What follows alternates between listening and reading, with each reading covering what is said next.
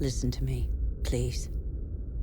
You're like me, a Homo sapiens, a wise human. Life, a miracle in the universe, appeared around 4 billion years ago. And we humans, only 200,000 years ago. Yet we have succeeded in disrupting the balance that is so essential to life on Earth. Listen carefully to this extraordinary story, which is yours, and decide what you want to do with it.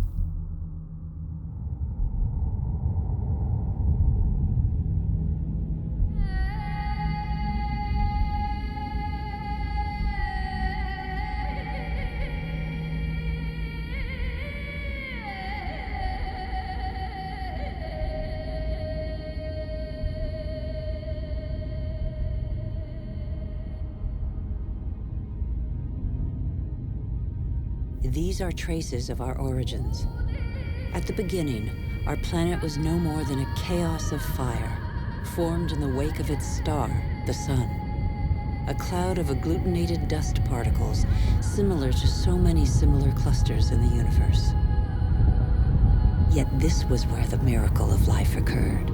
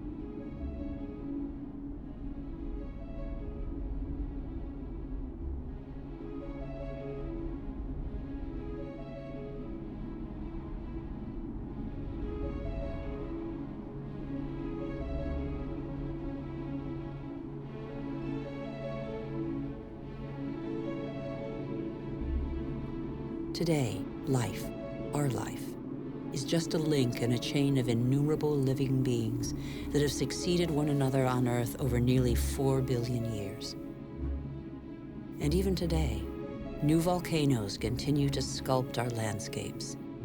They offer a glimpse of what our Earth was like at its birth. Molten rock surging from the depths, solidifying, cracking, blistering, or spreading in a thin crust before falling dormant for a time.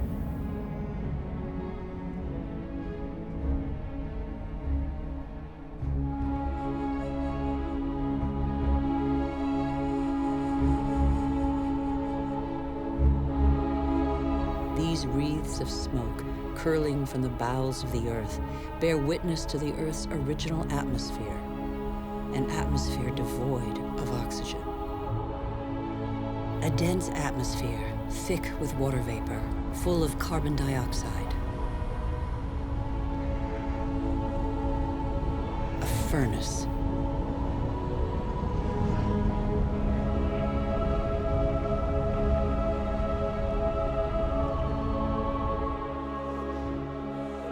But the Earth had an exceptional future, offered to it by water.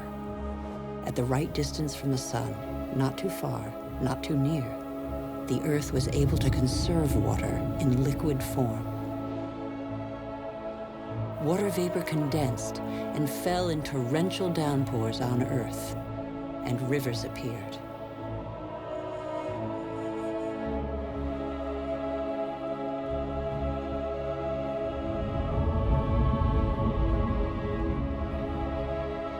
The rivers shaped the surface of the Earth, cutting their channels, furrowing out valleys. They ran toward the lowest places on the globe to form the oceans. They tore minerals from the rocks, and gradually the fresh water of the oceans became heavy with salt.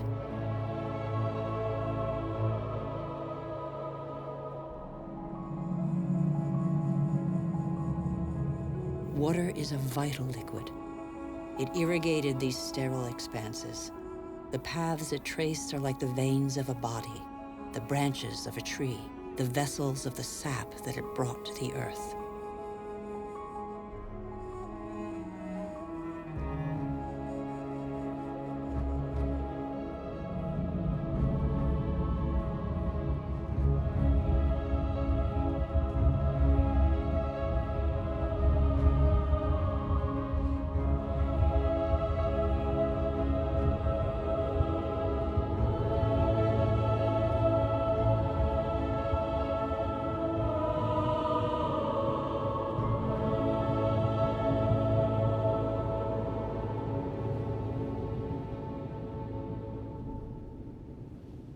Nearly 4 billion years later, somewhere on Earth can still be found these works of art left by the volcano's ash mixed with water from Iceland's glaciers.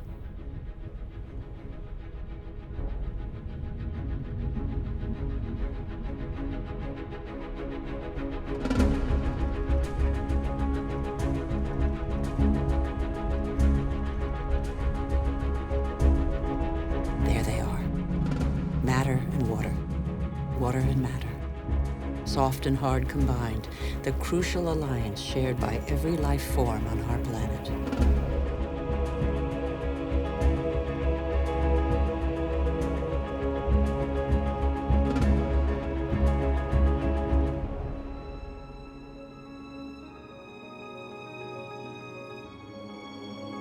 Minerals and metals are even older than the Earth. They are stardust. They provide the Earth's colors.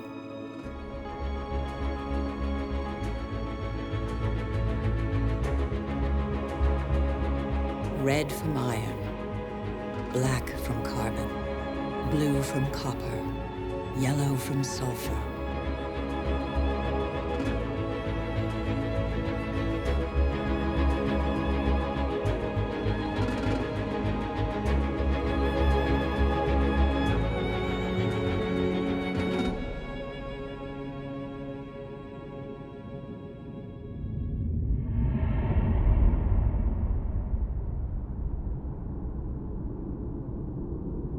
Where do we come from? Where did life first spark into being? A miracle of time, primitive life forms still exist in the globe's hot springs. They give them their colors. They're called archaeobacteria.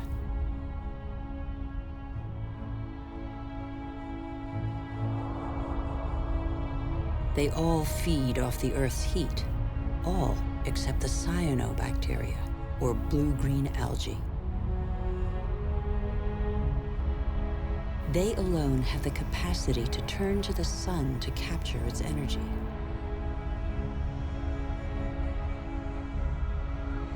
They are a vital ancestor of all yesterday's and today's plant species.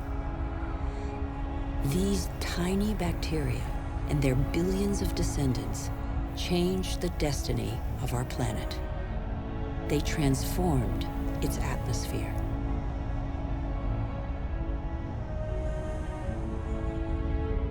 What happened to the carbon that poisoned the atmosphere?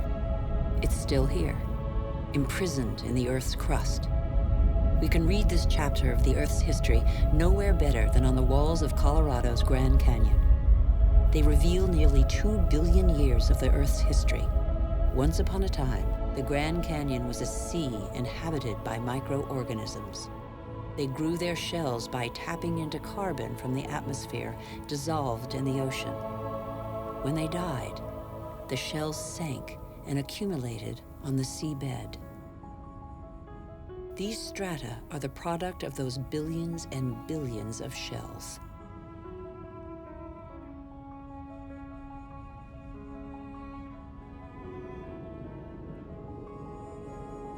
Thanks to them, the carbon drained from the atmosphere and other life forms could develop.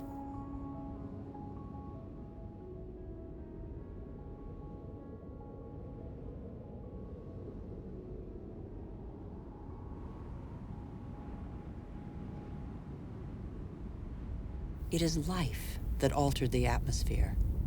Plant life fed off the sun's energy, which enabled it to break apart the water molecule and take the oxygen.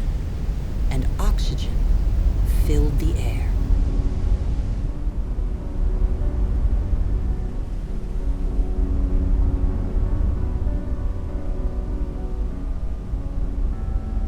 The Earth's water cycle is a process of constant renewal.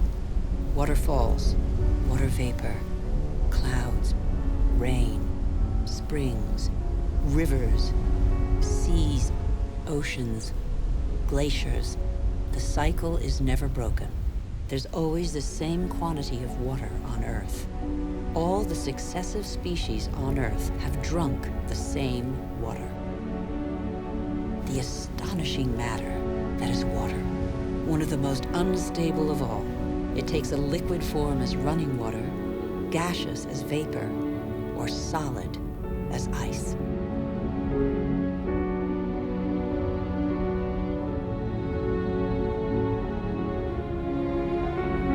In Siberia, the frozen surfaces of the lakes in winter contain the traces of the forces that water deploys when it freezes. Lighter than water, the ice floats rather than sinking to the bottom. It forms a protective mantle against the cold, under which life can go on.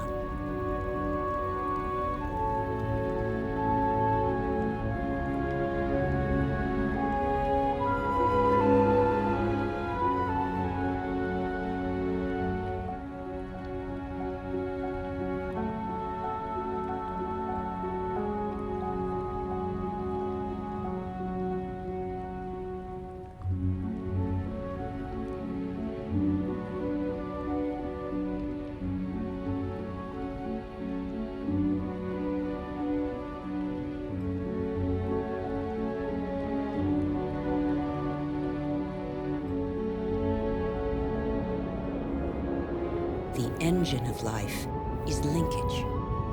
Everything is linked. Nothing is self-sufficient. Water and air are inseparable, united in life and for our life on Earth.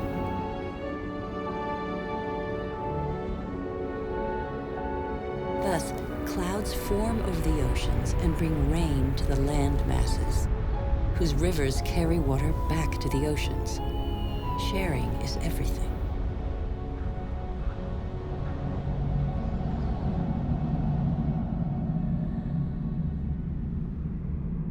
The green expanse peeking through the clouds is the source of oxygen in the air.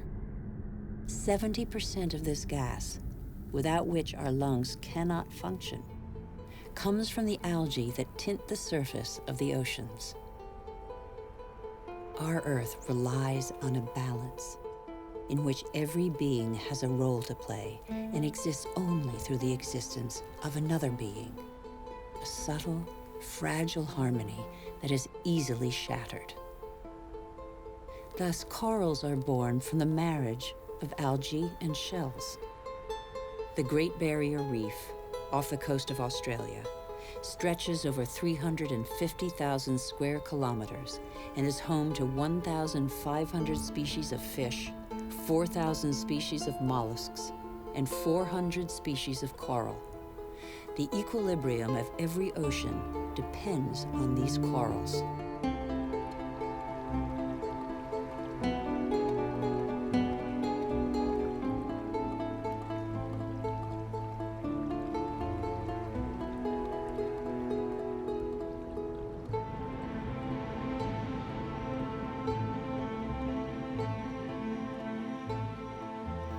The Earth counts time in billions of years.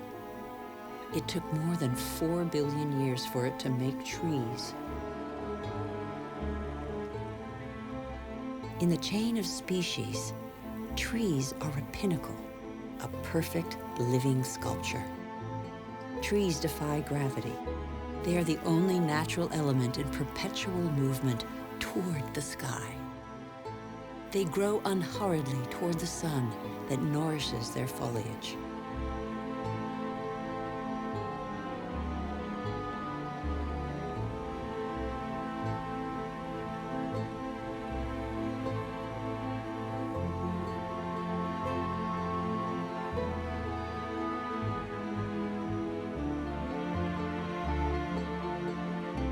They have inherited from those minuscule cyanobacteria the power to capture light's energy. They store it and feed off it, turning it into wood and leaves, which then decompose into a mixture of water, mineral, vegetable, and living matter. And so, gradually, the soils that are indispensable to life are formed.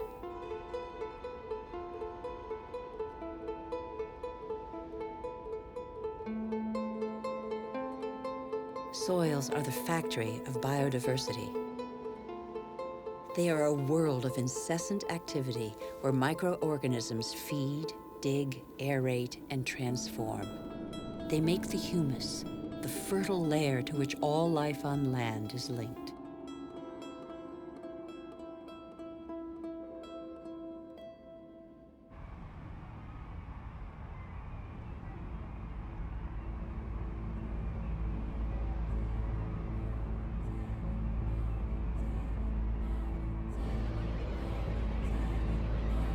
What do we know about life on Earth?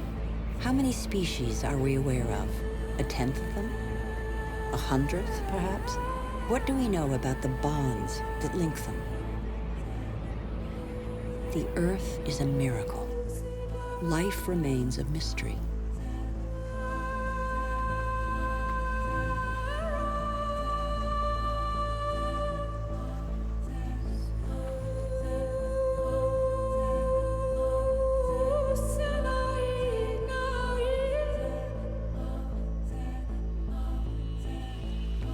Families of animals form, united by customs and rituals that survive today.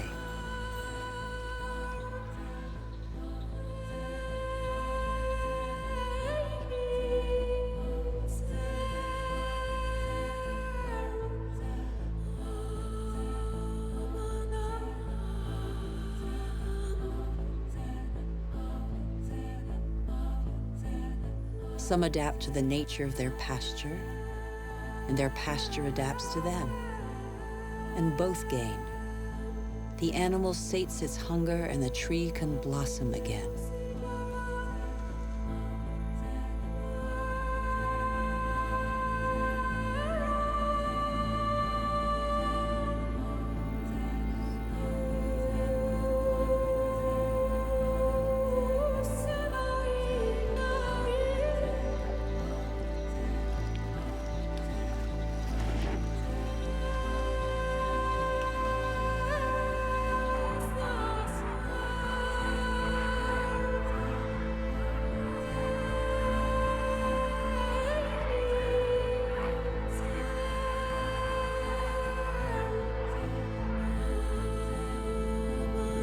Great adventure of life on Earth, every species has a role to play. Every species has its place. None is futile or harmful. They all balance out.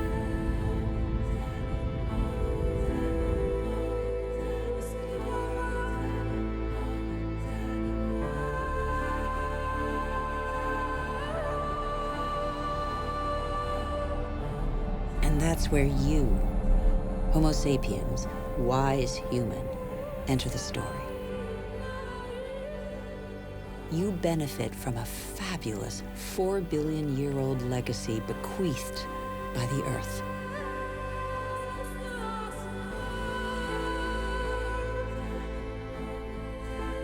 You're only 200,000 years old, but you have changed the face of the world.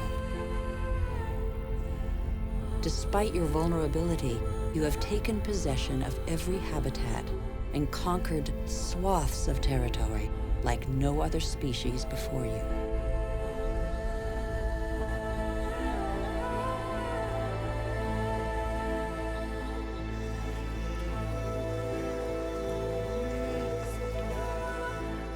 After 180,000 nomadic years, and thanks to a more clement climate, humans settled down. They no longer depended on hunting for survival. They chose to live in wet environments that abounded in fish, game, and wild plants. There where land, water, and life combine.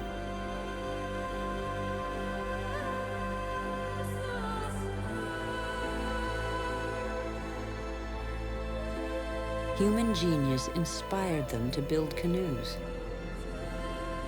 An invention that opened up new horizons and turned humans into navigators.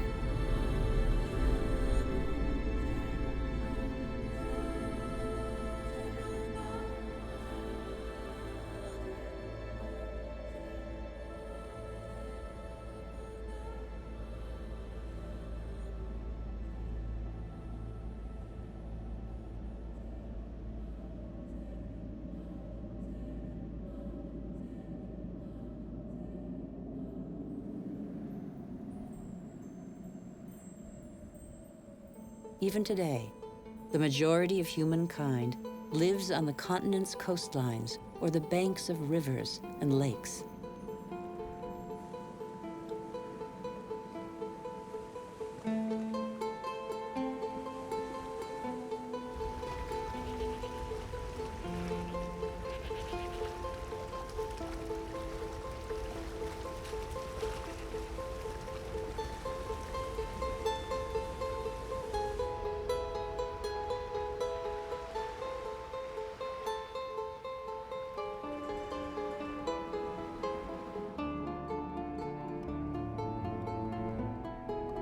The first towns grew up less than 600 years ago. It was a considerable leap in human history. Why towns? Because they allowed humans to defend themselves more easily. They became social beings, meeting and sharing knowledge and crafts, blending their similarities and differences. In a word, they became civilized.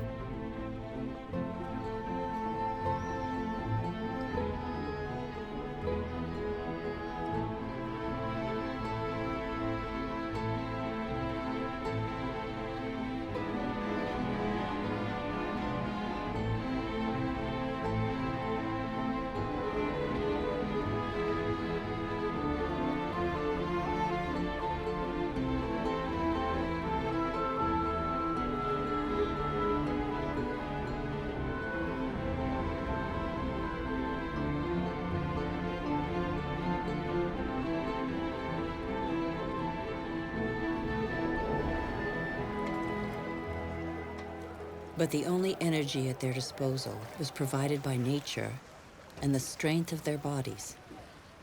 It was the story of humankind for thousands of years. It still is for one person in 4, over 1.5 billion human beings, more than the combined population of all the wealthy nations.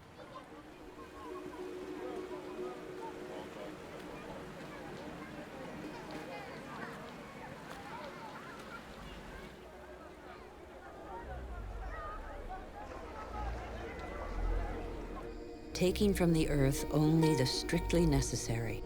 For a long time, the relationship between humans and the planet was evenly balanced.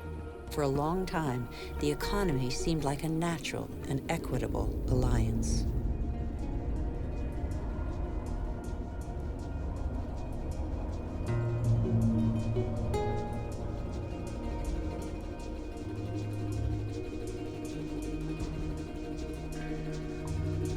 But life expectancy is short, and hard labor takes its toll. The uncertainties of nature weigh on daily life. Education is a rare privilege. Children are a family's only asset, as long as every extra pair of hands is a necessary contribution to its subsistence.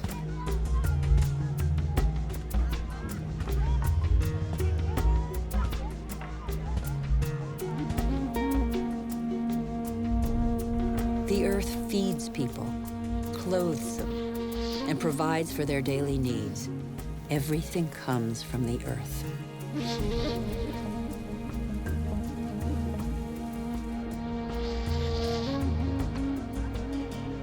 Towns change humanity's nature as well as its destiny. The farmer becomes a craftsman, trader, or peddler.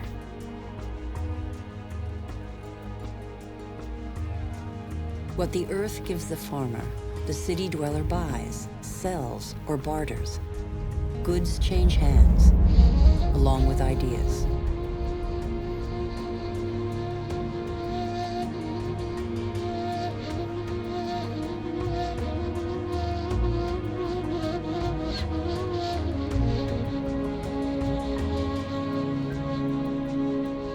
humanity's genius is to have always had a sense of its weakness.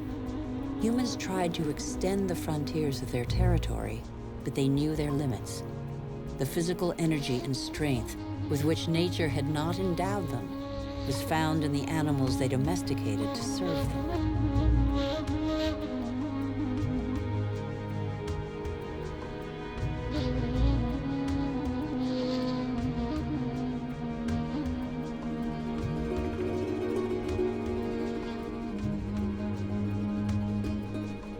But how can you conquer the world on an empty stomach?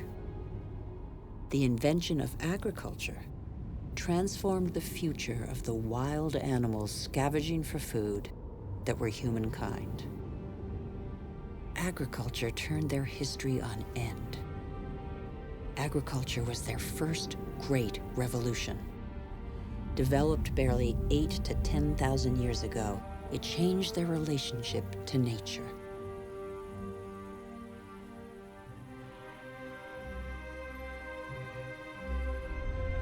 It brought an end to the uncertainty of hunting and gathering. It resulted in the first surpluses and gave birth to cities and civilizations.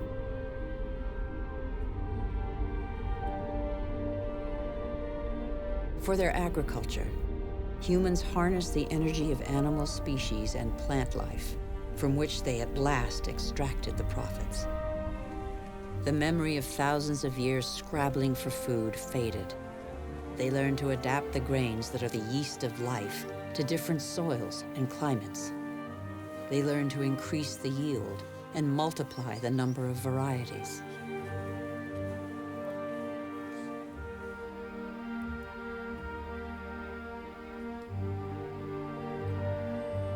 Like every species on Earth, the principal daily concern of all humans is to feed themselves and their family.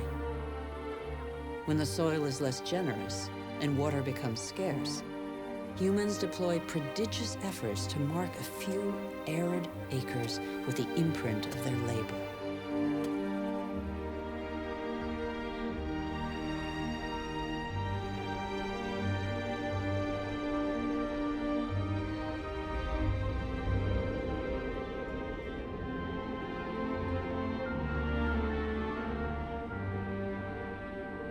Humans shape the land with the patience and devotion that the earth demands in an almost sacrificial ritual performed over and over.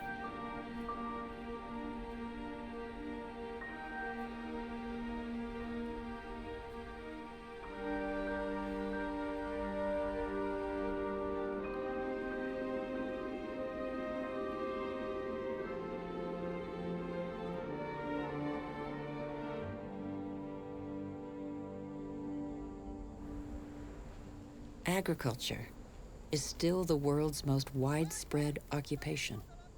Half of humankind tills the soil, over 3/4 of them by hand. Agriculture is like a tradition handed down from generation to generation in sweat, graft, and toil, because for humanity, it is a prerequisite of survival. But after relying on muscle power for so long, humankind found a way to tap into the energy buried deep in the earth.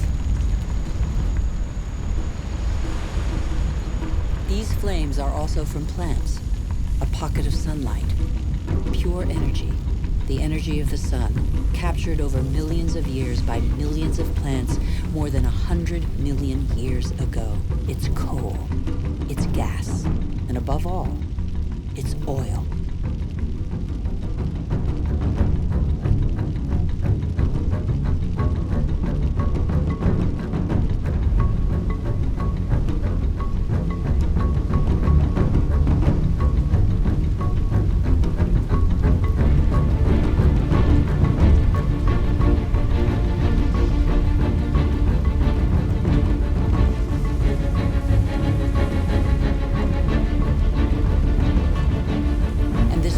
Sunlight freed humans from their toil on the land. With oil began the era of humans who break free of the shackles of time. With oil, Some of us acquired unprecedented comforts. And in 50 years, in a single lifetime, the Earth has been more radically changed than by all previous generations of humanity. Faster and faster.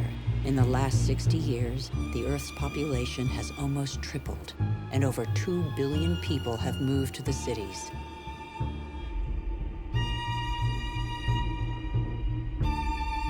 Faster and faster. Shenzhen in China, with its hundreds of skyscrapers and millions of inhabitants, was just a small fishing village barely 40 years ago.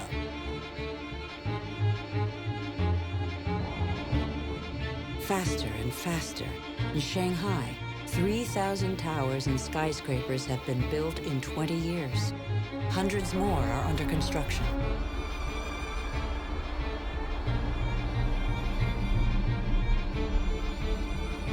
Today, over half of the world's 7 billion inhabitants live in cities.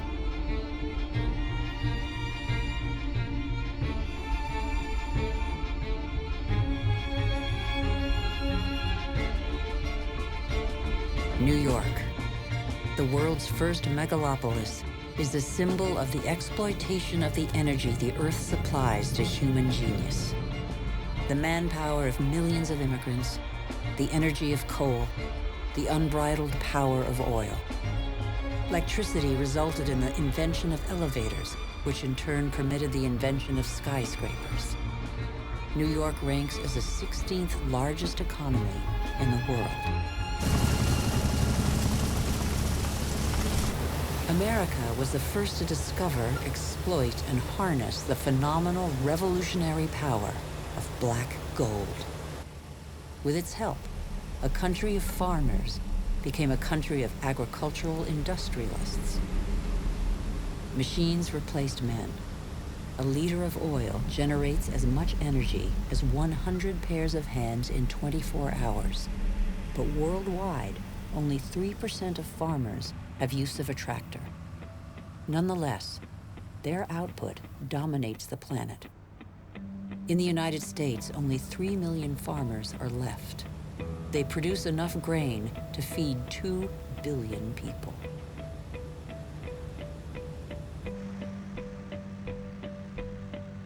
But most of that grain is not used to feed people. Here, and in all other industrialized nations, it's transformed into livestock feed or biofuels.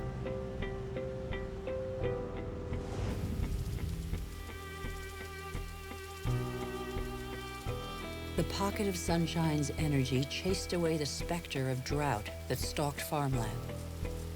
No spring escapes the demands of agriculture, which accounts for 70% of humanity's water consumption. In nature, everything is linked. The expansion of cultivated land and single-crop farming encouraged the development of parasites. Pesticides, another gift of the petrochemical revolution, exterminated them. Bad harvests and famine became a distant memory. The biggest headache now was what to do with the surpluses engendered by modern agriculture.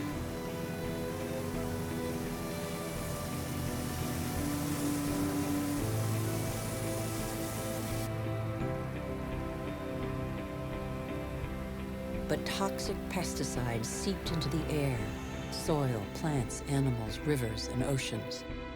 They penetrated the heart of cells similar to the mother cell that is shared by all forms of life. Are they harmful to the humans that they released from hunger? These farmers, in their yellow protective suits, probably have a good idea.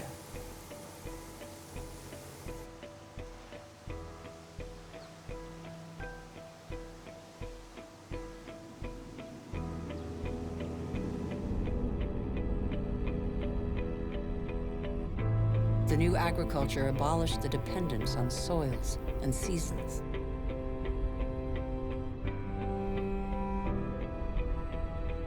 Fertilizers produced unprecedented results on plots of land thus far ignored. Crops adapted to soils and climates gave way to the most productive varieties and the easiest to transport. And so, in the last century, 3/4 of the varieties developed by farmers over thousands of years have been wiped out. As far as the eye can see, fertilizer below, plastic on top, the greenhouses of Almeria in Spain are Europe's vegetable garden. A city of uniformly sized vegetables waits every day for the hundreds of trucks that will take them to the continent's supermarkets. The more a country develops, the more meat its inhabitants consume. How can growing worldwide demand be satisfied without recourse to concentration camp-style cattle farms? Faster and faster, like the life cycle of livestock which may never see a meadow, manufacturing meat faster than the animal has become a daily routine.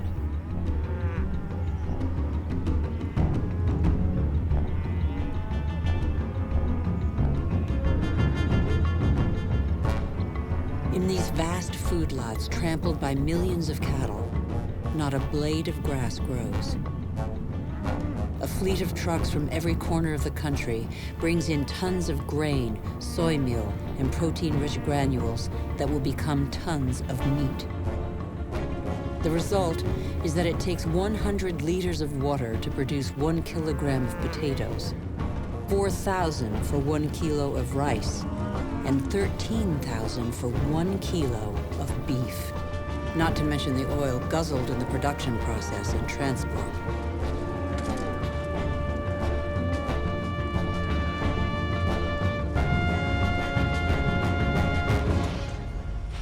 Our agriculture has become oil-powered. It feeds twice as many humans on Earth, but has replaced diversity with standardization. It has offered many of us comforts we could only dream of, but it makes our way of life totally dependent on oil. This is the new measure of time. Our world's clock now beats to the rhythm of these indefatigable machines tapping into the pocket of sunlight. Their regularity reassures us. The tiniest hiccup throws us into disarray. The whole planet is attentive to these metronomes of our hopes and illusions. The same hopes and illusions that proliferate along with our needs, increasingly insatiable desires and profligacy. We know that the end of cheap oil is imminent, but we refuse to believe it.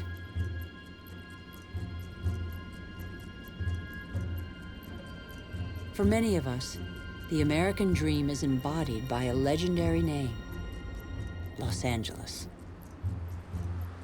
In this city that stretches over 100 kilometers, the number of cars is almost equal to the number of inhabitants.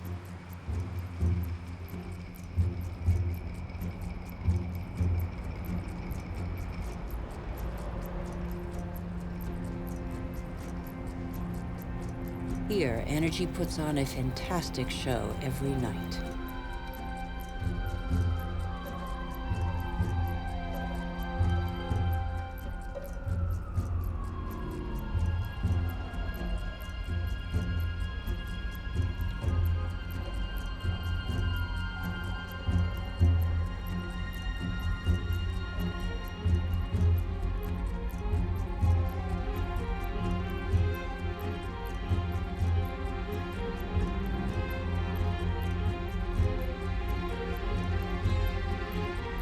The days seem to be no more than the pale reflection of nights that turn the city into a starry sky.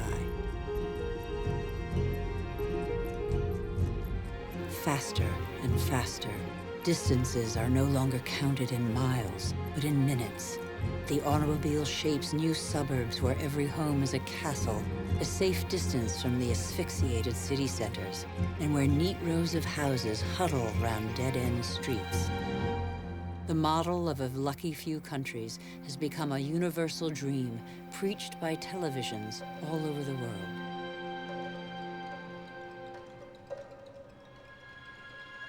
Even here in Beijing, it is cloned, copied, and reproduced in these formatted houses that have wiped pagodas off the map.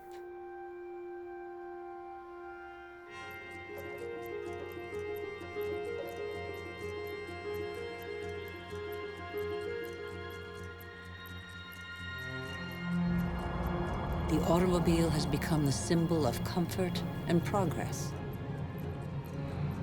If this model were followed by every society, the planet wouldn't have 900 million vehicles as it does today, but 5 billion.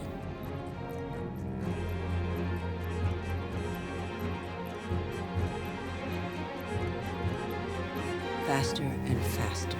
The more the world develops, the greater its thirst for energy. Everywhere, machines dig, bore, and rip from the Earth the pieces of stars buried in its depths since its creation. Minerals.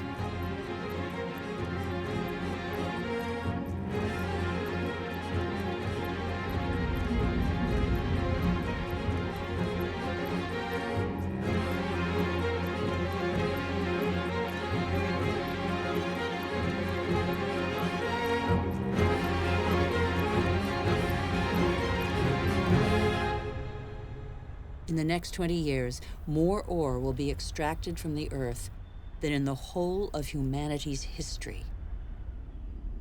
As a privilege of power, 80% of this mineral wealth is consumed by 20% of the world's population.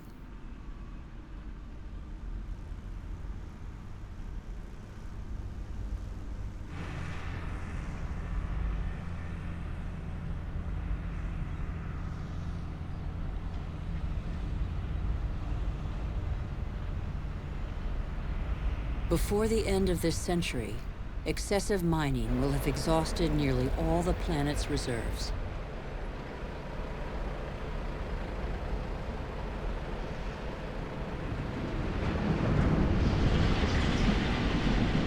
Faster and faster.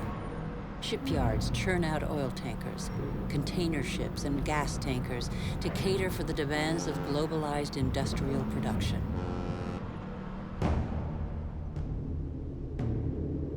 Most consumer goods travel thousands of kilometers from the country of production to the country of consumption. Since 1950, the volume of international trade has increased 20 times over.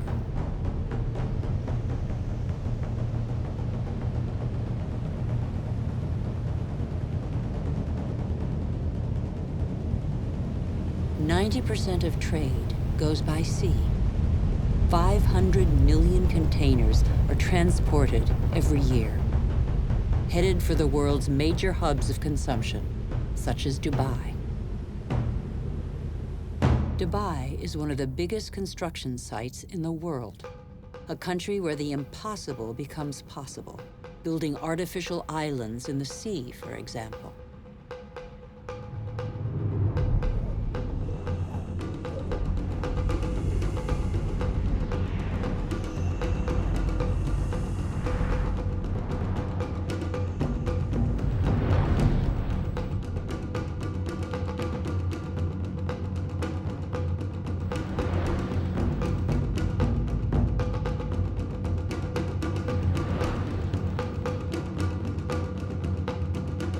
Dubai has few natural resources, but with the money from oil, it can bring millions of tons of material and people from all over the world. It can build forests of skyscrapers, each one taller than the last, or even a ski slope in the middle of the desert. Dubai has no farmland, but it can import food. Dubai has no water, but it can afford to expend immense amounts of energy to desalinate seawater and build the highest skyscrapers in the world. Dubai has endless sun, but no solar panels. It is the city of more is more, where the wildest dreams become reality. Dubai is a sort of culmination of the Western model, with its 800-meter-high totem to total modernity that never fails to amaze the world. Excessive? Perhaps. Dubai appears to have made its choice. It is like the new beacon for all the world's money.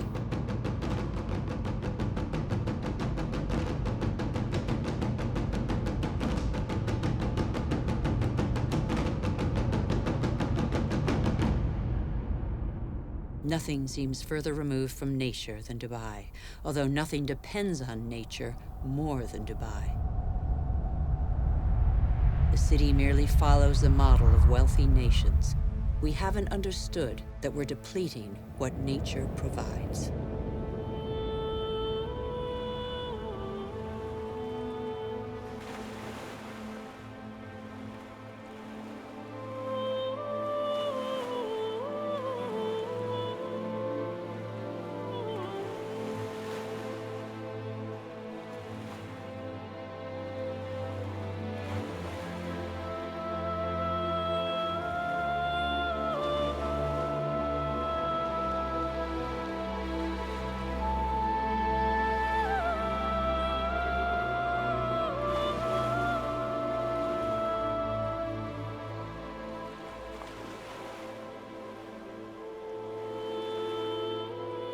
What do we know of the marine world of which we see only the surface and which covers 3/4 of the planet?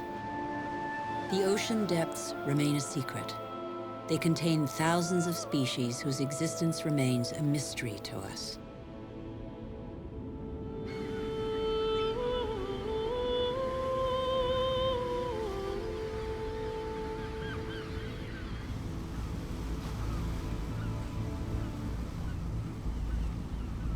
Since 1950, fishing catches have increased 5-fold, from 18 to 100 million metric tons a year. Thousands of factory ships are emptying the oceans.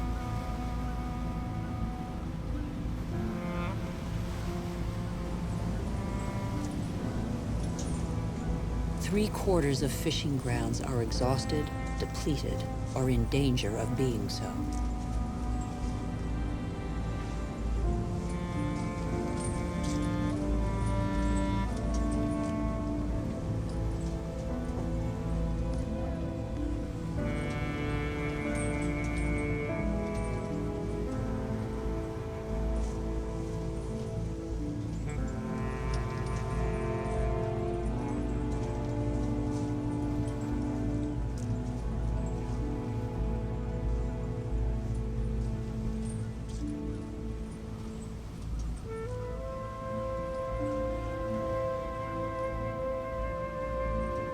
Most large fish have been fished out of existence since they have no time to reproduce. We are destroying the cycle of a life that was given to us.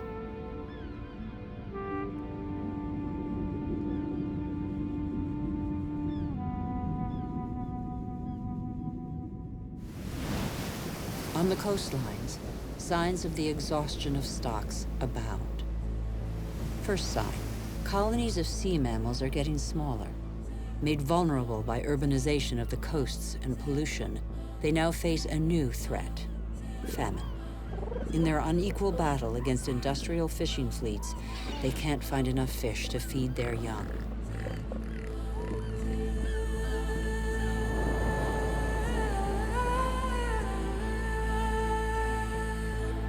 Second sign, seabirds must fly ever greater distances to find food. At the current rate, all fish stocks are threatened with exhaustion.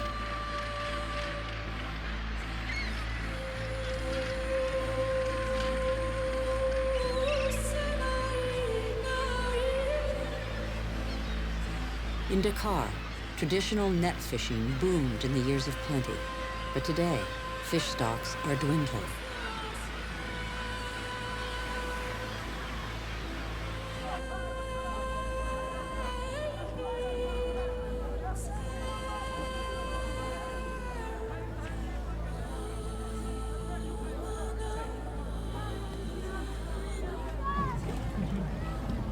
Fish is the staple diet of 1 in 5 humans.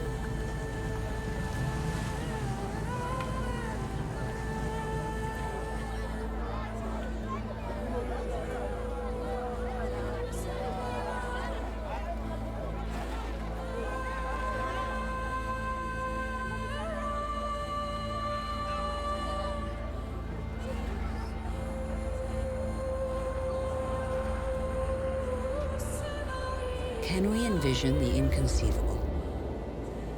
Abandoned boats? Seas devoid of fish?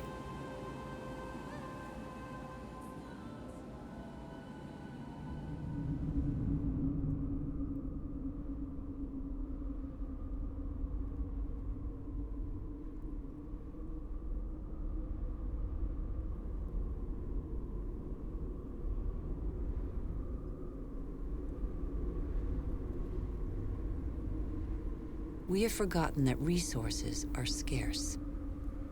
500 million humans live in the world's desert lands, more than the combined population of Europe. They know the value of water. They know how to use it sparingly. Here, they depend on wells replenished by fossil water, which accumulated underground in the days when it rained on these deserts, 25,000 years ago.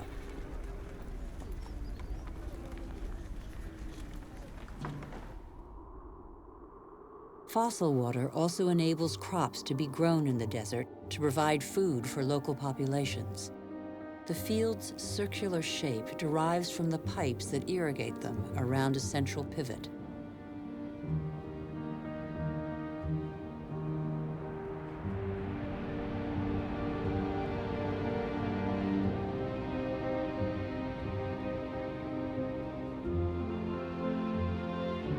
But there is a heavy price to pay. Fossil water is a non-renewable resource.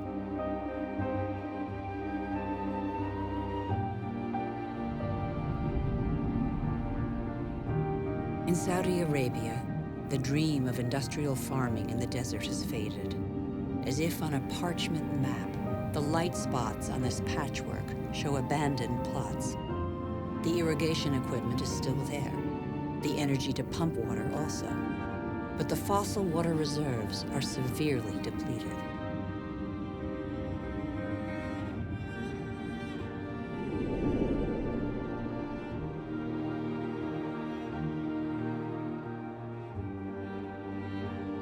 Israel turned the desert into arable land. Even though these hothouses are now irrigated drop by drop, water consumption continues to increase along with exports.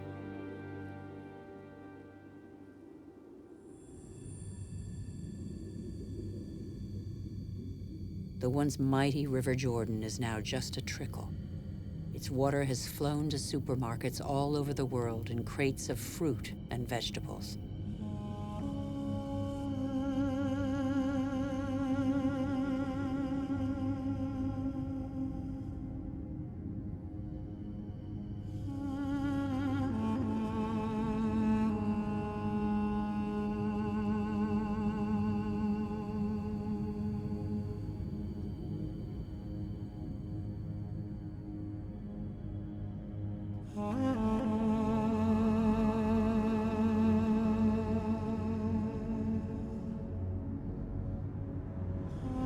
The Jordan's fate is not unique.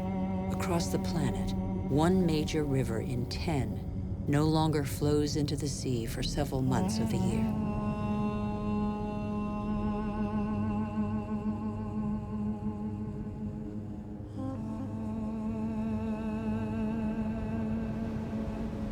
The Dead Sea derives its name from its incredibly high salinity that makes all life impossible. Deprived of the Jordan's water, its level goes down by over 1 meter per year. Its salinity is increasing. Evaporation, due to the heat, produces these fine islands of salt evaporates, beautiful but sterile.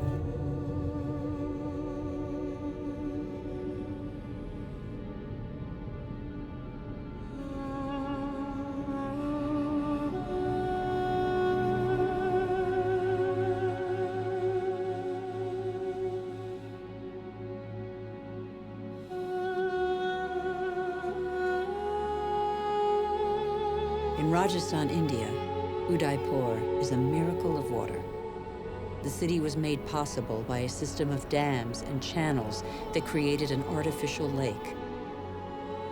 For its architects, was water so precious that they dedicated a palace to it?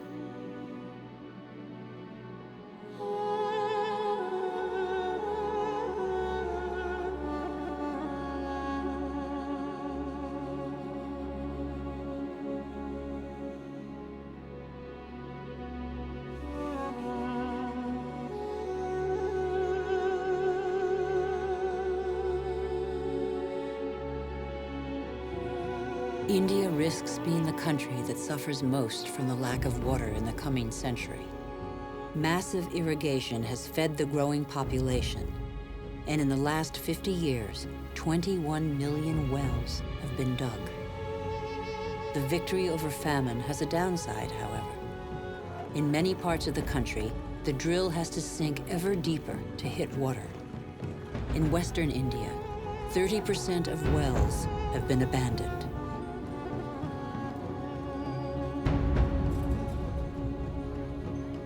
The underground aquifers are drying out.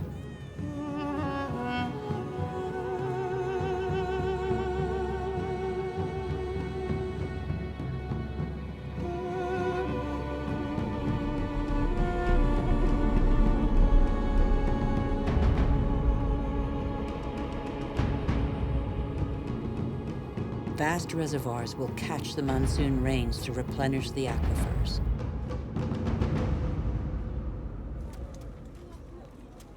In dry season, women from local villages dig them with their bare hands.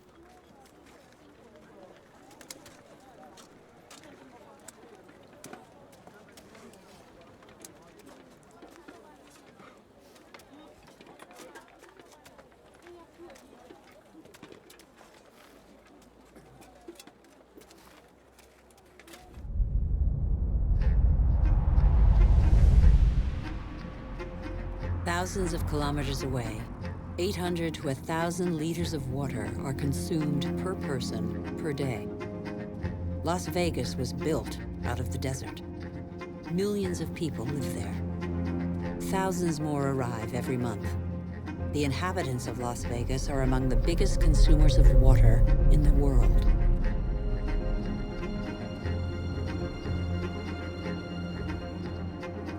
Palm Springs is another desert city with tropical vegetation and lush golf courses.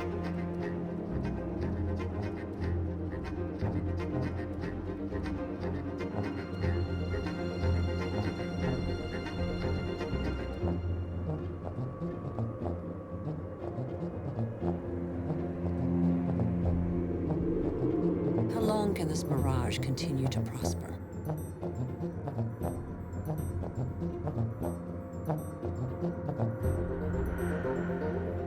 The Earth cannot keep up. The Colorado River, which brings water to these cities, is one of those rivers that no longer reaches the sea. Even more alarmingly, its flow is diminishing its source. Water levels in the catchment lakes along its course are plummeting. Lake Powell took 17 years to reach high water mark. Its level is now half of that. Water shortages could affect nearly 2 billion people before 2025. Yet water is still abundant in unspoiled regions of the planet. The wetlands.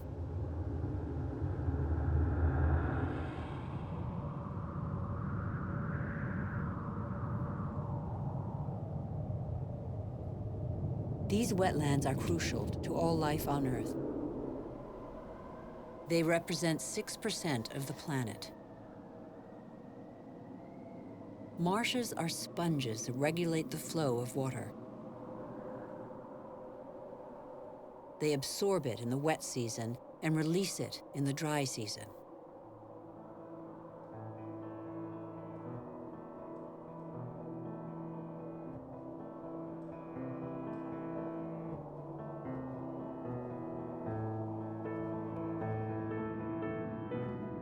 The water runs off the mountain peaks, carrying with it the seeds of the regions it flows through. This process gives birth to unique landscapes where the diversity of species is unequaled in its richness.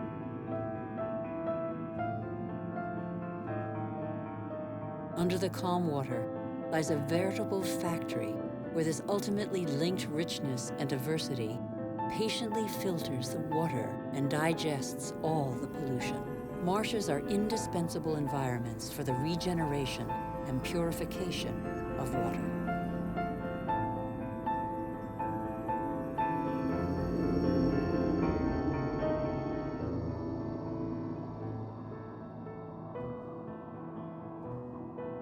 These wetlands were always seen as unhealthy expanses, unfit for human habitation. In our race to conquer more land, We have reclaimed them as pasture for our livestock, or as land for agriculture or building.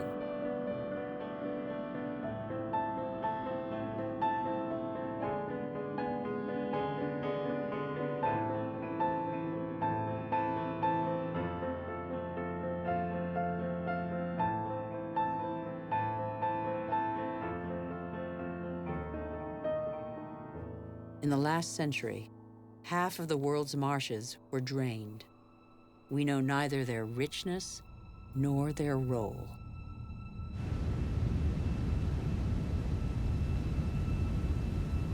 All living matter is linked. Water, air, soil, trees. The world's magic is right in front of our eyes.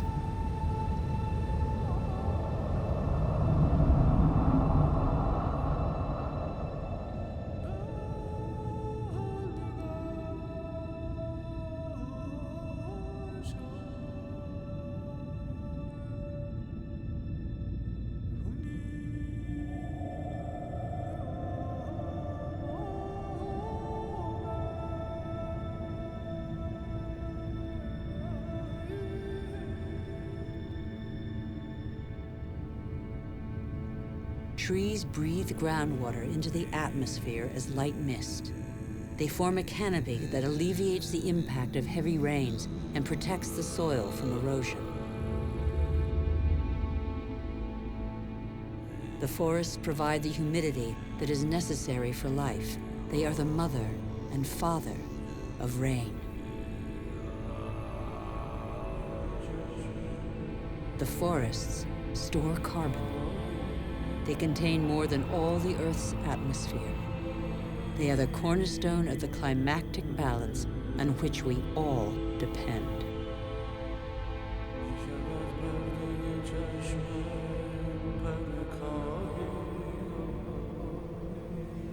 Trees provide a habitat for 3/4 of the planet's biodiversity. That is to say, of all life on Earth. Every year, we discover new species we had no idea existed. Insects, birds, mammals.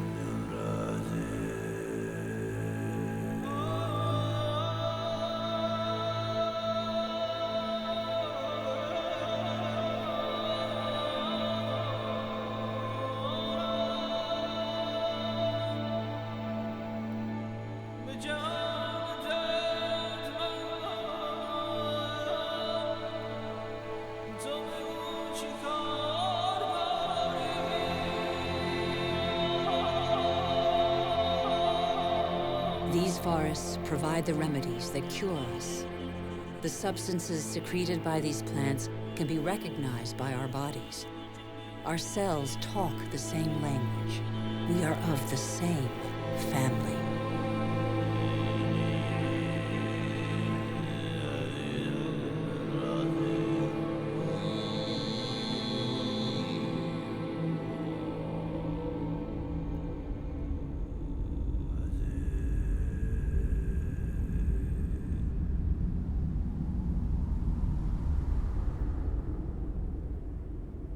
Mangroves are forests that step out onto the sea. Like coral reefs, they are a nursery for the oceans. Their roots entwine and form a shelter for the fish and mollusks that come to breed. Mangroves protect the coast from hurricanes, tidal waves, and erosion by the sea. Whole peoples depend on them. Yet, they were reduced by half during the 20th century. One of the reasons for the ongoing disaster is these shrimp farms installed on the mangroves' rich waters. Ventilators aerate pools full of antibiotics to prevent the asphyxiation of the shrimps, not that of the mangroves.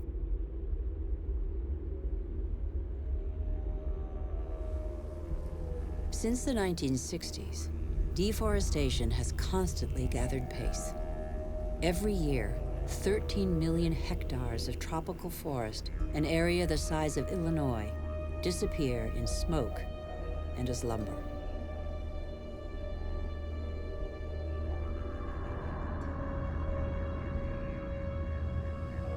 The world's largest rainforest, the Amazon, has already been reduced by 20%.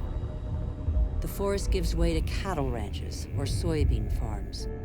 95% of these soybeans are used to feed livestock and poultry in Europe and Asia.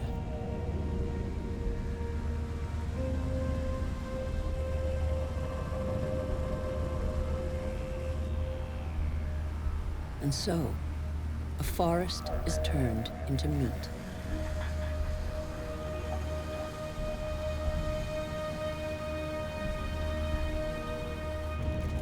When they burn, forests and their soils release huge quantities of carbon, accounting for 20% of the greenhouse gases emitted across the globe.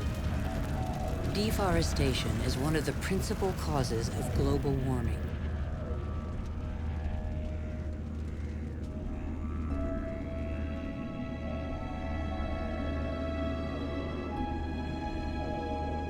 Thousands of species disappear forever.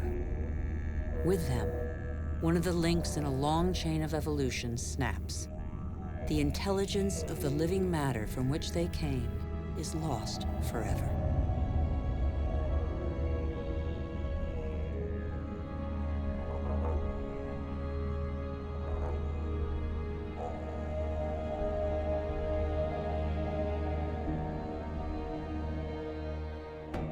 Barely 20 years ago, Borneo, the fourth largest island in the world, was covered by a vast primary forest. At the current rate of deforestation, it will have totally disappeared within 10 years. Living matter bonds water, air, earth, and the sun. In Borneo, this bond has been broken in what was one of the Earth's greatest reservoirs of biodiversity.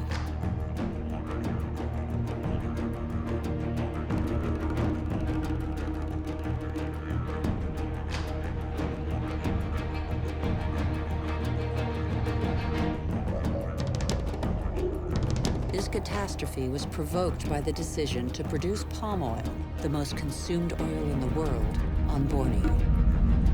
Palm oil not only caters to our growing demand for food, but also cosmetics, detergents, and increasingly, alternative fuels.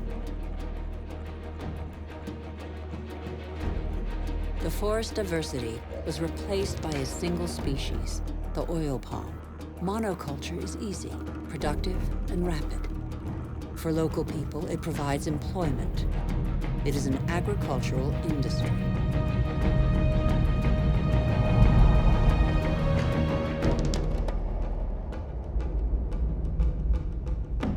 Another example of massive deforestation is the eucalyptus. Eucalyptus is used to make paper pulp. Plantations are growing as demand for paper has increased fivefold in 50 years.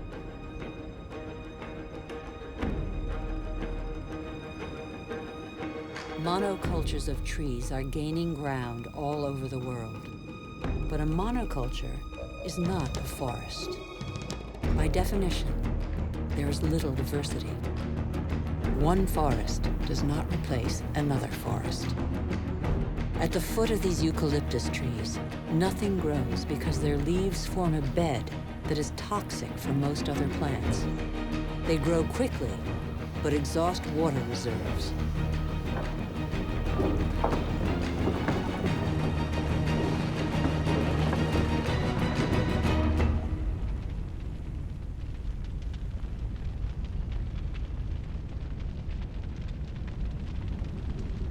Soybeans, palm oil, eucalyptus trees. Deforestation destroys the essential to produce the superfluous. But elsewhere, deforestation is a last resort to survive.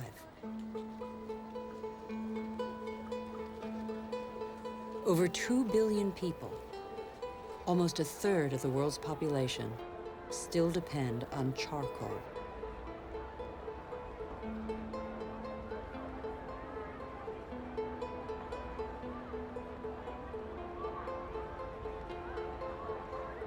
In Haiti, one of the world's poorest countries, charcoal is one of the population's main consumables.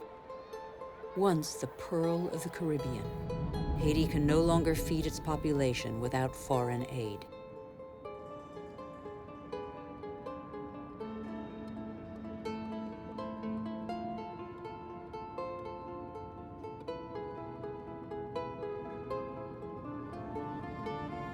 On the hills of Haiti, only 2% of the forests are left.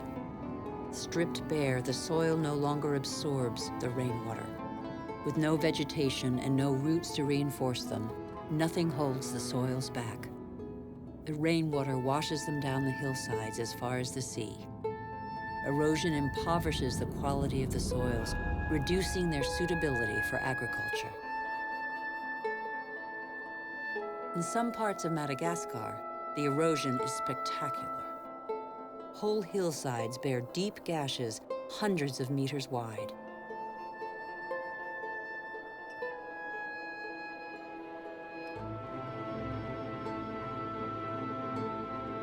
Thin and fragile, soil is made by living matter. With erosion, the fine layer of humus, which took thousands of years to form, disappears.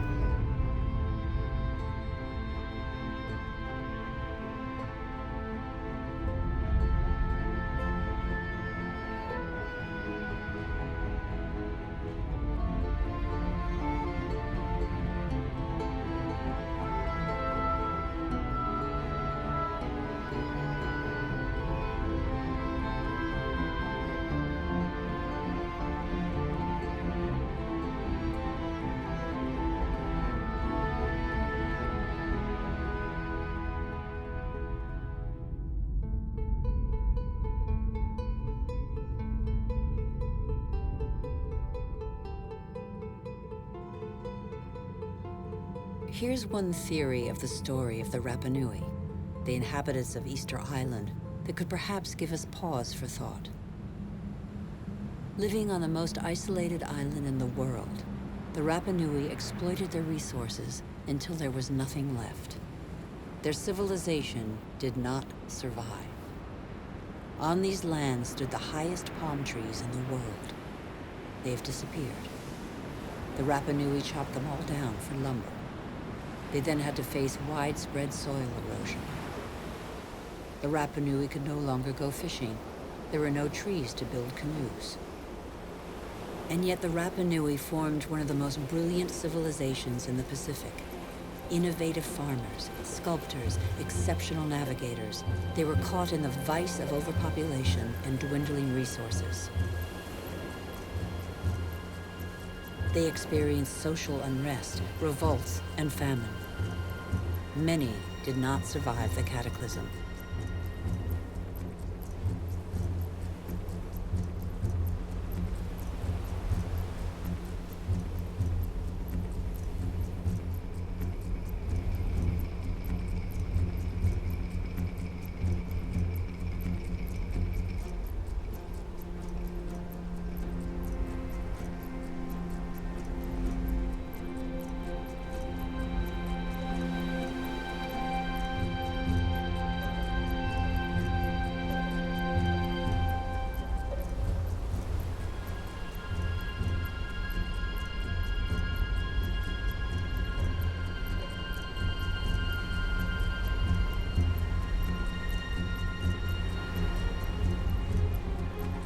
The real mystery of Easter Island is not how its strange statues got there.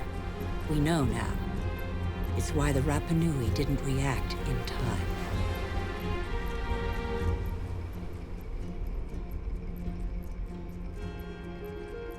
It's only one of a number of theories, but it has particular relevance to us today. Since 1950, the world's population has almost tripled. And since 1950, we have more fundamentally altered our island, the Earth, than in all of our 200,000-year history.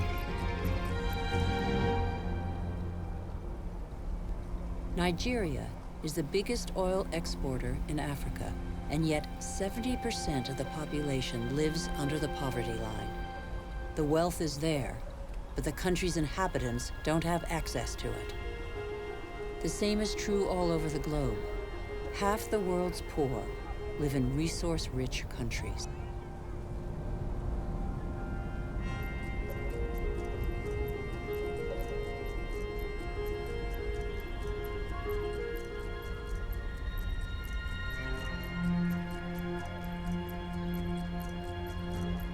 Our mode of development has not fulfilled its promises. In 50 years, the gap between rich and poor has grown wider than ever.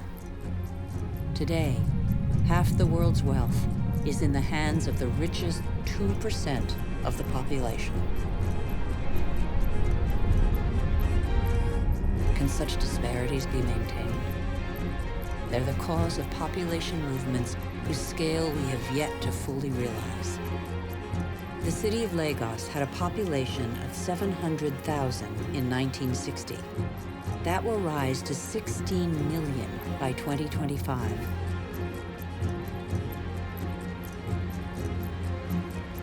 Lagos is one of the fastest growing megalopolises in the world.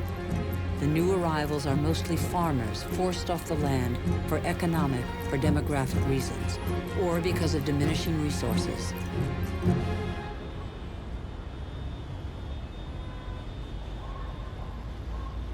This is a radically new type of urban growth driven by the urge to survive rather than to prosper. Every week, over 1 million people swell the populations of the world's cities.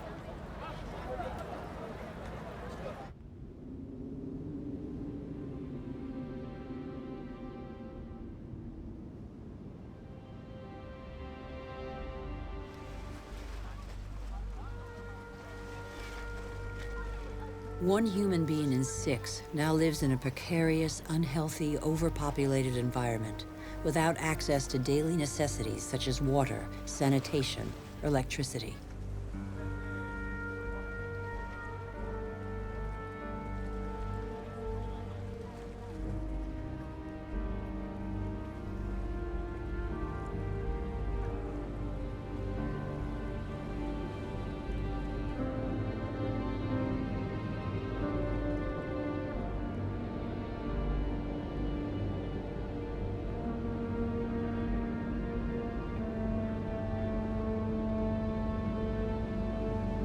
Hunger is spreading once more. It affects nearly 1 billion people.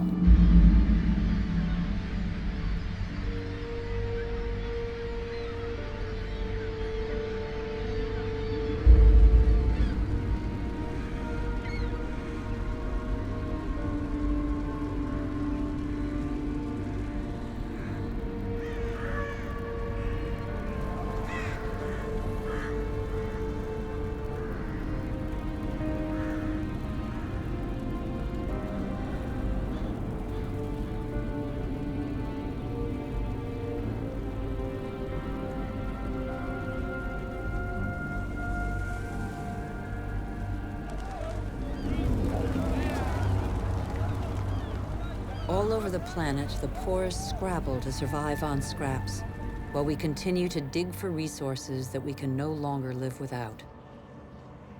We look farther and farther afield in previously unspoilt territory and in regions that are increasingly difficult to exploit.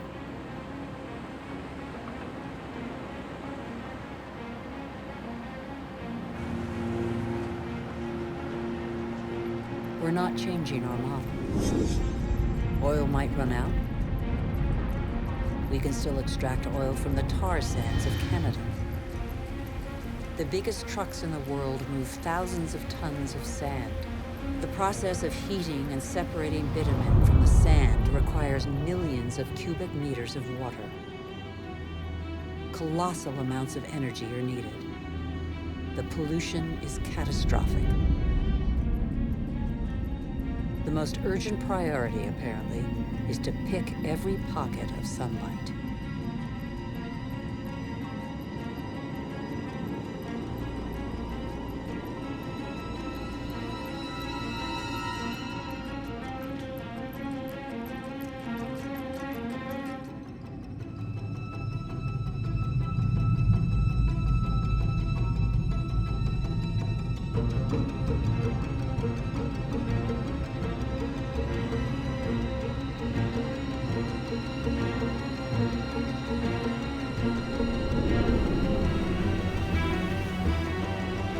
oil tankers are getting bigger and bigger.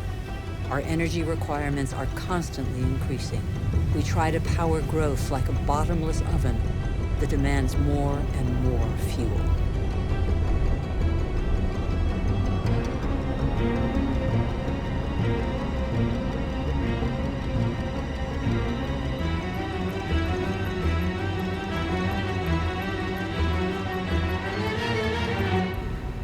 It's all about carbon.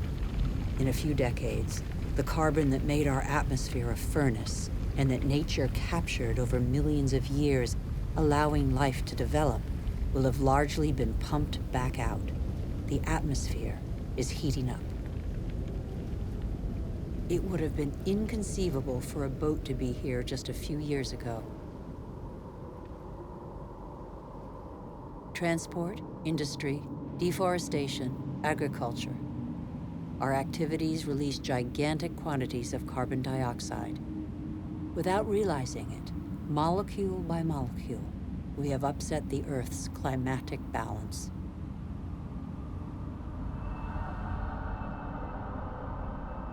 All eyes are on the poles, where the effects of global warming are most visible. It's happening fast, very fast. The Northwest Passage that connects America, Europe, and Asia via the pole is opening up. The Arctic ice cap is melting.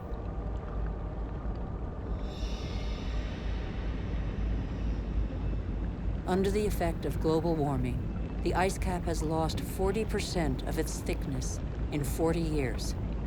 Its surface area in the summer shrinks year by year. It could disappear before 2030. Some predictions suggest 2015. Soon these waters will be free of ice several summer months a year.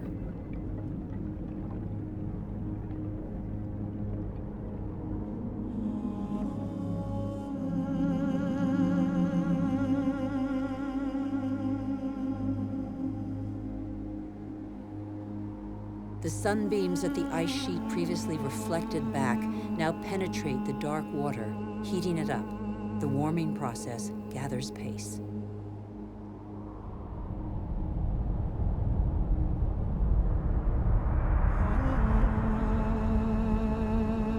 This ice contains the records of our planet. The concentration of carbon dioxide hasn't been so high for several 100,000 years. Humanity has never lived in an atmosphere like this.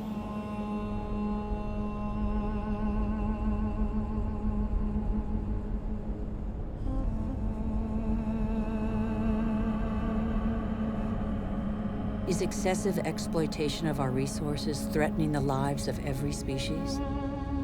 Climate change accentuates the threat. By 2050, a quarter of the Earth's species could be threatened with extinction. In these polar regions, the balance of nature has already been disrupted.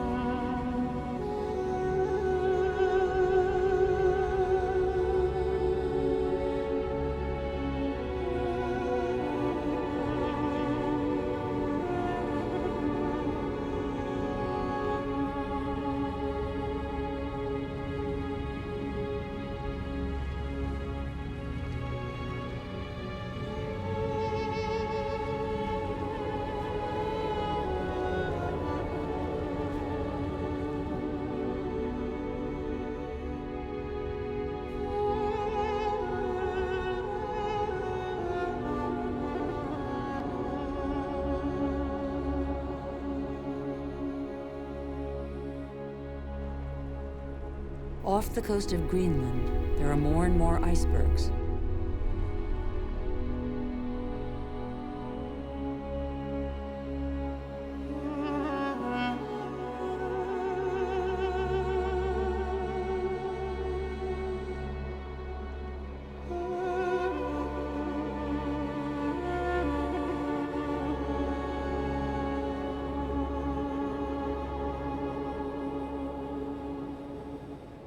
Around the North Pole, the ice cap has lost 30% of its surface area in 30 years. But as Greenland rapidly becomes warmer, the fresh water of a whole continent flows into the salt water of the oceans. Greenland's ice contains 20% of the fresh water of the whole planet. If it melts, sea levels will rise by nearly 7 meters.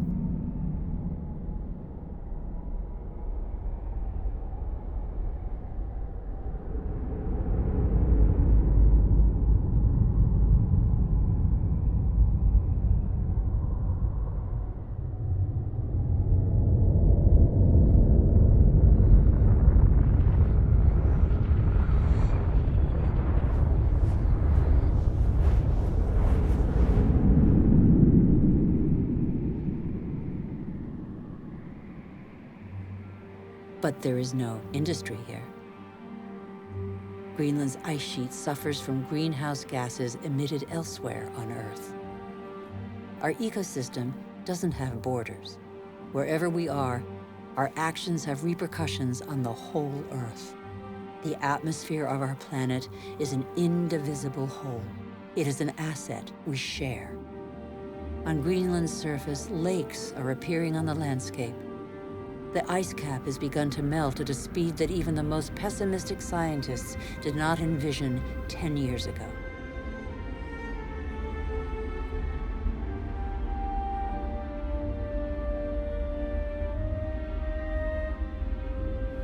More and more of these glacier-fed rivers are merging together and burrowing through the surface. It was thought the water would freeze in the depths of the ice. On the contrary, it flows under the ice, carrying the ice sheet into the sea, where it breaks into icebergs.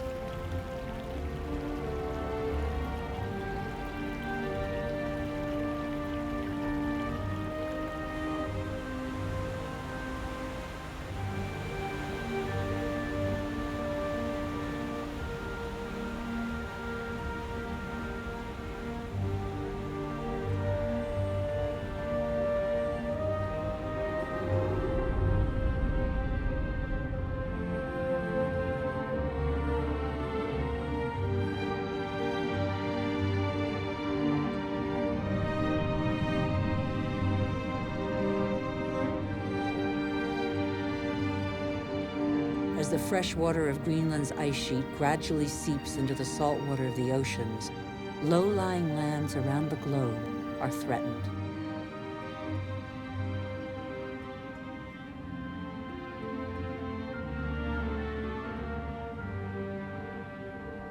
Sea levels are rising.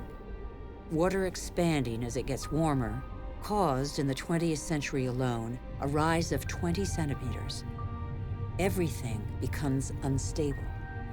Coral reefs, for example, are extremely sensitive to the slightest change in water temperature. 30% have disappeared. They are an essential link in the chain of species.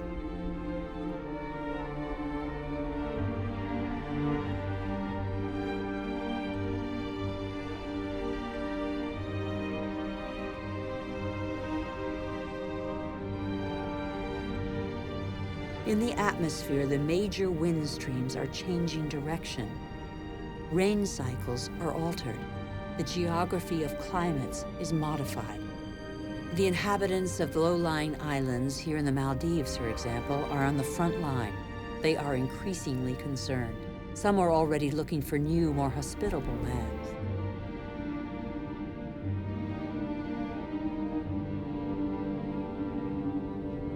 If sea levels continue to rise faster and faster, what will major cities like Tokyo, the world's most populous city, do? Every year, scientists' predictions become more and more alarming. 70% of the world's population lives on coastal plains. 11 of the 15 biggest cities stand on a coastline or river estuary. As the seas rise, salt will invade the water table, depriving inhabitants of drinking water.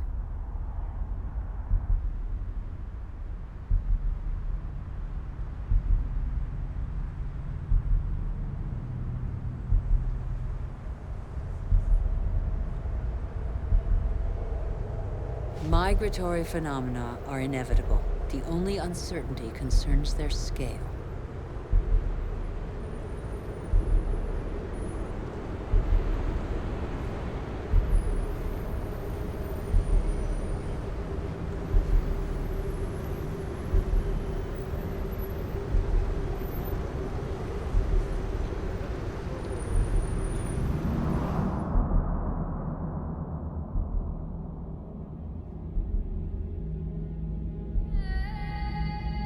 In Africa, Mount Kilimanjaro is unrecognizable.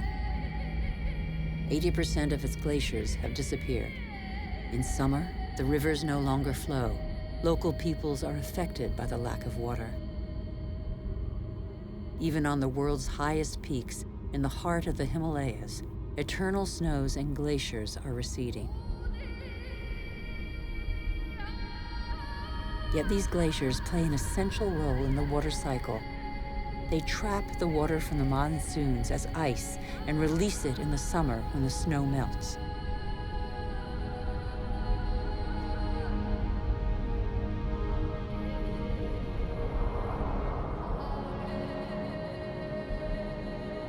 The glaciers of the Himalayas are the source of all the great Asian rivers, the Indus, Ganges, Mekong, Yangtze-Kiang.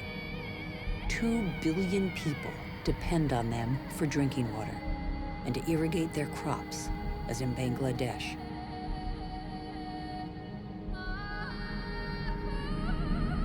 On the delta of the Ganges and Brahmaputra, Bangladesh is directly affected by the phenomena occurring in the Himalayas and at sea level. This is one of the most populous and poorest countries in the world. It is already hit by global warming.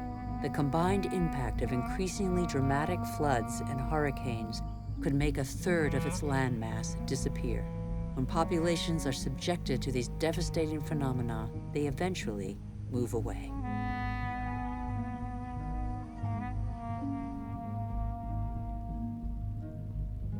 Wealthy countries will not be spared. Droughts are occurring all over the planet. In Australia, half of farmland is already affected.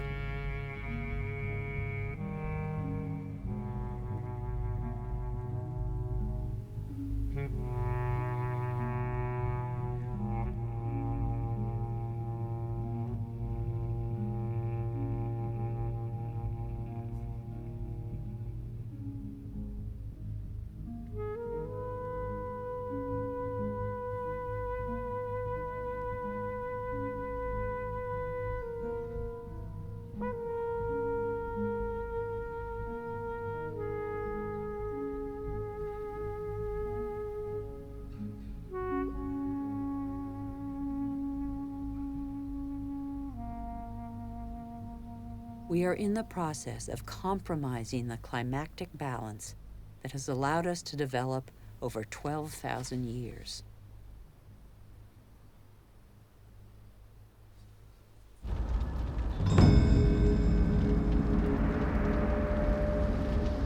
More and more wildfires encroach on major cities. In turn, they exacerbate global warming.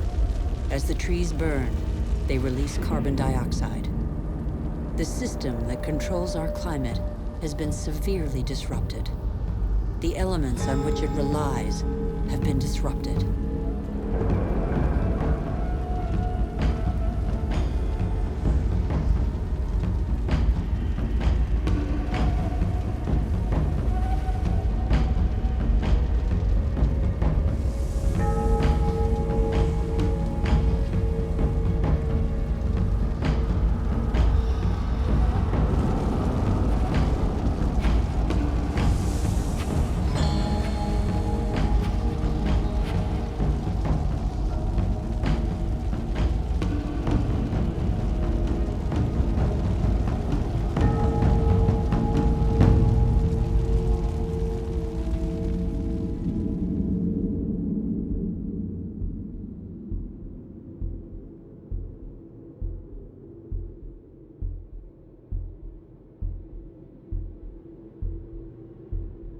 The clock of climate change is ticking in these magnificent landscapes.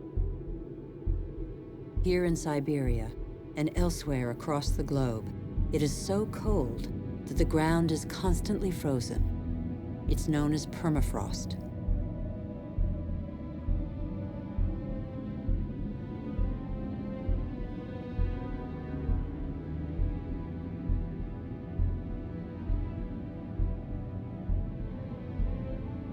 Under its surface lies a climactic time bomb, methane, a greenhouse gas 20 times more powerful than carbon dioxide.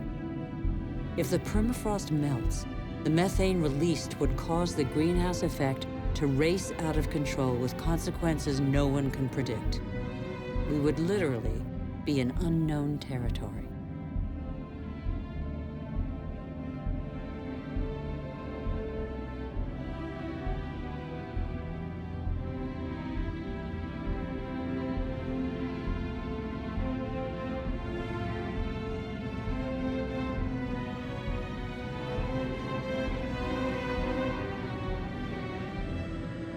Humanity has no more than 10 years to reverse the trend and avoid crossing into this territory, life on Earth as we have never known it.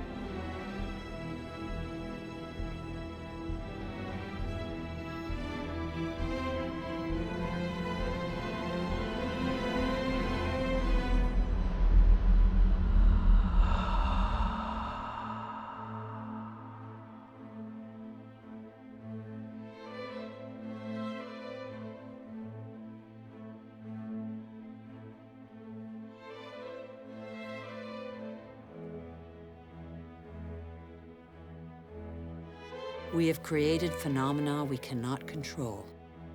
Since our origins, water, air, and forms of life are intimately linked. But recently, we have broken those links.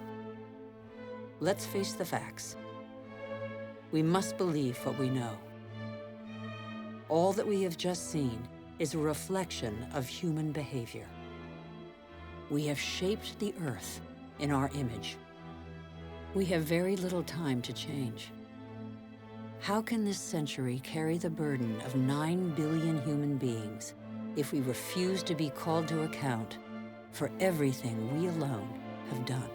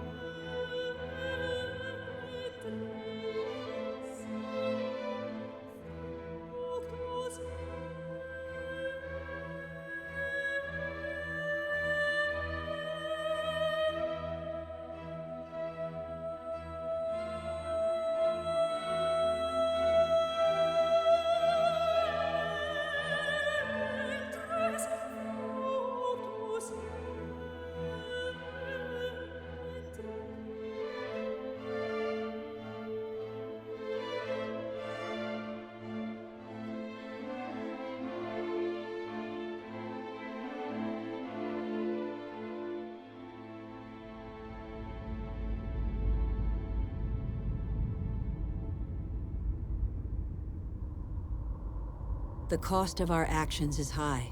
Others pay the price without having been actively involved. I have seen refugee camps as big as cities, sprawling in the desert. How many men, women, and children will be left by the wayside tomorrow? Must we always build walls to break the chain of human solidarity, separate peoples, and protect the happiness of some from the misery of others? It's too late to be a pessimist. I know that a single human can knock down every wall. It's too late to be a pessimist. Worldwide, 4 children out of 5 attend school. Never has learning been given to so many human beings. Everyone, from richest to poorest, can make a contribution. Lesotho, one of the world's poorest countries, is proportionally the one that invests most in its people's education. Qatar, one of the world's richest states, has opened its doors to the best universities. Culture, education, research, and innovation are inexhaustible resources. In the face of misery and suffering, millions of NGOs prove that solidarity between peoples is stronger than the selfishness of nations. In Bangladesh, a man thought the unthinkable and founded a bank that lends only to the poor. In barely 30 years, it has changed the lives of 150 million people around the world. Antarctica is a continent with immense natural resources that no country can claim for itself, a natural reserve devoted to peace and science. A treaty signed by 49 states has made it a treasure shared by all humanity. It's too late to be a pessimist.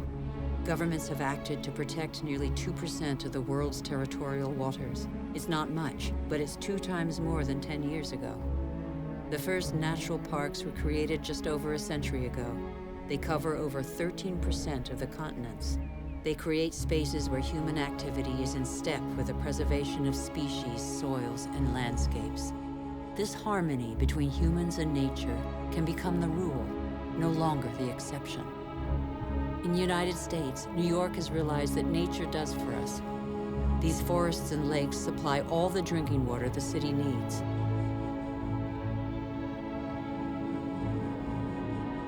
In South Korea, the forests have been devastated by war. Thanks to a national reforestation program, they once more cover 65% of the country. More than 75% of paper is recycled. Costa Rica has made a choice between military spending and the conservation of its lands. The country no longer has an army. It prefers to devote its resources to education, ecotourism, and the protection of its primary forest. Gabon is one of the world's leading producers of wood. It enforces selective logging, not more than 1 tree every hectare. Its forests are one of the country's most important economic resources, but they have the time to regenerate. Programs exist that guarantee sustainable forest management. They must become mandatory.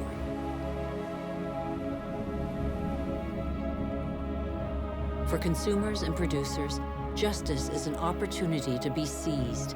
When trade is fair, when both buyer and seller benefit, everybody can prosper and earn a decent living.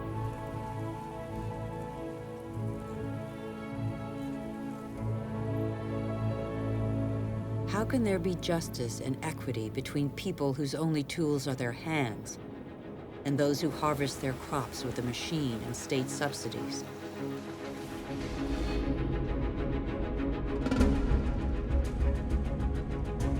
Let's be responsible consumers. Think about what we buy. It's too late to be a pessimist. I've seen agriculture on a human scale. It can feed the whole planet if meat production doesn't take the food out of people's mouths. I have seen fishermen who take care what they catch and care for the riches of the ocean. I have seen houses producing their own energy. 5,000 people live in the world's first ever eco-friendly district in Freiburg, Germany. Other cities partner the project. Mumbai is the 1,000th to join them. The governments of New Zealand, Iceland, Austria, Sweden, and other nations have made the development of renewable energy sources a top priority. I know that 80% of the energy we consume comes from fossil energy sources. Every week, 2 new coal-fired generating plants are built in China alone. But I have also seen, in Denmark, a prototype of a coal-fired plant that releases its carbon into the soil rather than the air. A solution for the future? Nobody knows yet. I have seen in Iceland an electricity plant powered by the Earth's heat, geothermal power. I have seen a sea snake lying on the swell to absorb the energy of the waves and produce electricity.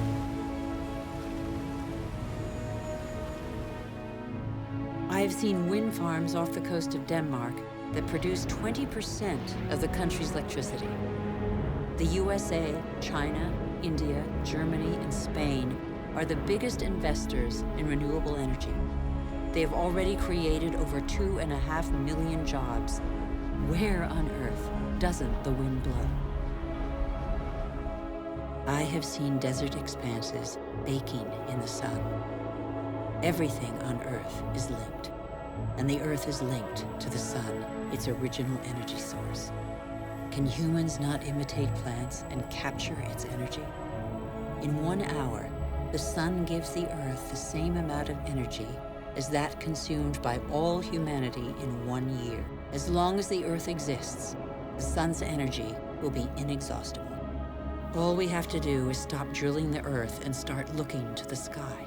All we have to do is learn to cultivate the sun. All these experiments are only examples, but they testify to a new awareness. They lay down markers for a new human adventure based on moderation, intelligence, and sharing.